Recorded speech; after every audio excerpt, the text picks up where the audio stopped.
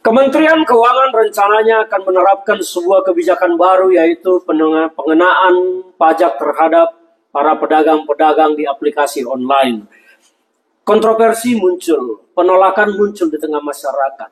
Seolah-olah kebijakan ini dianggap akan mematikan usaha masyarakat karena memang berdagang di online ini tidak seindah yang masyarakat bayangkan, atau mungkin tidak seindah yang dipikirkan oleh pejabat pemerintah.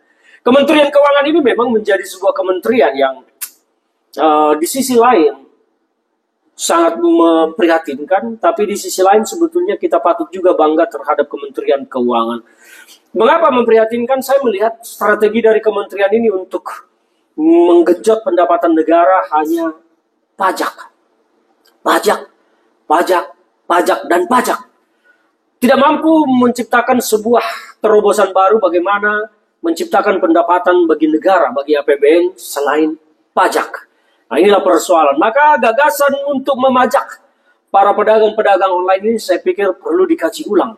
Perlu diperhatikan secara seksama, jangan sembrono. Karena nanti akan mematikan para pedagang-pedagang online itu sendiri. Kenapa? Mereka berdagang di aplikasi online itu juga sudah dipotong hasilnya oleh aplikator. Mereka juga kompetisinya berdagang di online ini tidak mudah. Kompetisi perang harga di tempat dagang online ini bukan main. Lebih keras kompetisinya daripada berdagang secara fisik. Mungkin di retail atau di market, di pasar segala macam. Mereka berlomba-lomba menjual barang itu dengan harga murah. Mungkin keuntungannya hanya berapa perak saja, berapa rupiah saja. Yang penting laku dan dapat keuntungan tidak seberapa. Yang penting roda kehidupan bergulir dan berjalan. Nah, sementara yang mendapat untung lebih banyak menurut saya adalah aplikatornya sendiri. Saya tidak begitu mengetahui potongannya berapa terhadap mereka, tetapi yang pasti bahwa itu akan menjadi beban. Nah, kalau ditambah dengan beban pajak lagi, bagaimana mereka akan berkompetisi menjual produk-produk barang-barang yang dimilikinya? Nah, apakah pajak ini akan dikenakan kepada pedagangnya atau kepada pembeli? Sama saja sebetulnya, hanya cara pemungutannya. Mereka tentu akan menjual harga menyesuaikan dengan pajak. Nah, inilah mungkin yang akan justru menurunkan nilai transaksi dagang di online ini, dan dampaknya apa? Tentu negara yang akan merasakan dampaknya. Saya berpikir begini, mengusulkan kepada Kementerian Keuangan, lebih baik yang dipajak itu lebih besar adalah aplikatornya. Karena mereka telah mengambil untung dari para pedagang ini.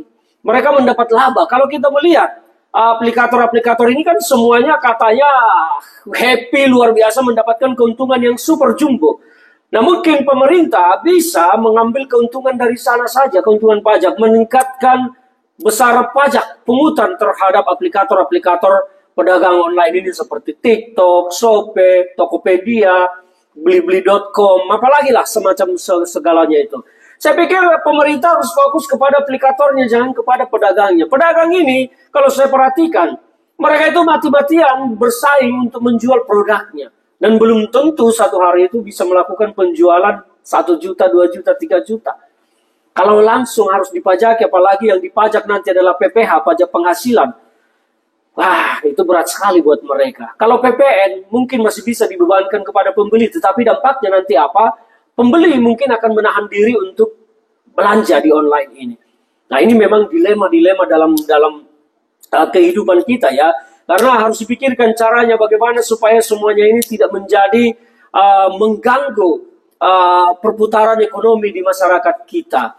Masyarakat kita ini banyak sekarang menggunakan aplikasi online ini untuk membeli karena mereka tidak capek-capek kemana, tidak keluar transportasi, tidak keluar biaya jajan, biaya parkir, tapi mereka tinggal menunggu 2-3 hari barangnya sudah sampai.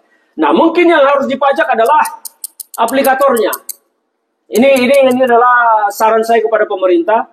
Coba dipikirkan ulang, dikaji ulang rencana kebijakan ini. Jangan sampai masyarakat kita nanti akan terbeban dengan pengenaan pajak baru terhadap pedagang-pedagang online ini. Mereka mungkin bertahan saja sudah susah.